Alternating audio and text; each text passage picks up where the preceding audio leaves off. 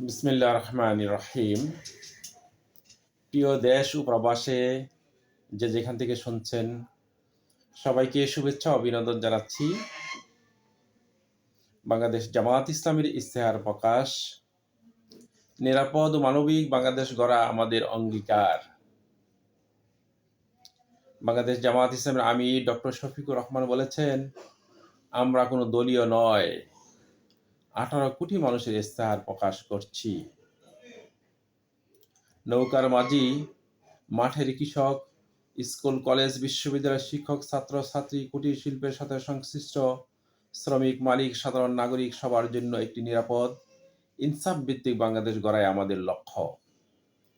আমাদের সম্পদের অভাব নেই, অভাব সততা, দায়বদ্ধতা ও দেশপ্রেমের। আমাদের নাগরিক সব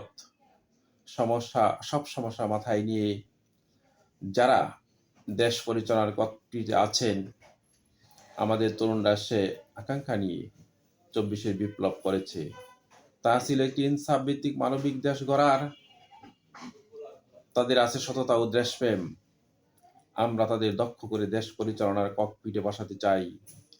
আমাদের অঙ্গীকার, নিরাপদ ইনসাফ ভিত্তিক মানবিক একটি দেশ গড়া, যার নেতৃত্বে থাকবে তরুণেরা।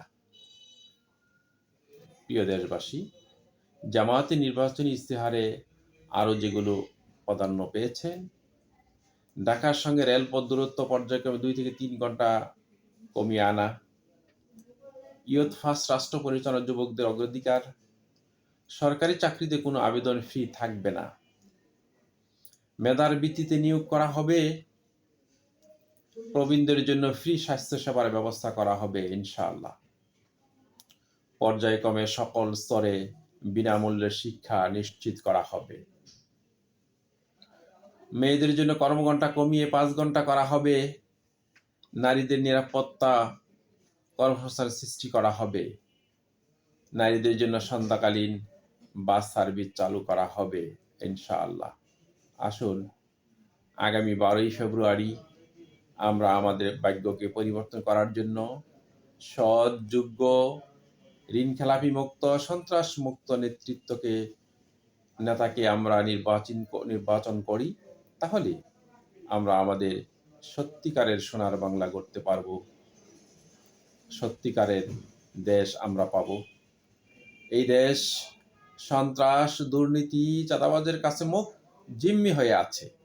সেই জিম্মি থেকে মুক্ত করতে আমাদেরকে সিদ্ধান্ত নিতে হবে। আপনার ভাগ্যকে আপনি কি করতে চান? আপনি কি অন্ধকার যুগে ফিরে যেতে চান, না আপনি আলোর পথে পরিচালিত হতে চান? আলোর পথে পরিচালিত হতে হলে সৎ, যোগ্য, খোলাবিরু, দেশপ্রেমিক দলকে আপনার বাছাই করতে হবে। তাহলে এদেশ সোনার বাংলায় পরিণত হবে। সবাইকে আবারও শুভেচ্ছা অভিনন্দন জানিয়ে আমি আমার কথা শেষ করতে চাই। যারা এই নিউজটি ফেসবুকে দেখবেন তারা ফলো করে যাবেন, আর ইউটিউবে দেখে থাকলে সাবস্ক্রাইব করে যাবেন। আসসালামু আলাইকুম ওয়া রাহমাতুল্লাহি ওয়া বারাকাতুহু।